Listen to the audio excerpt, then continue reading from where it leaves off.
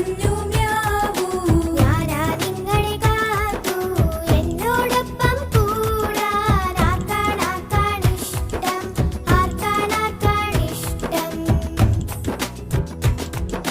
ആര് പറഞ്ഞു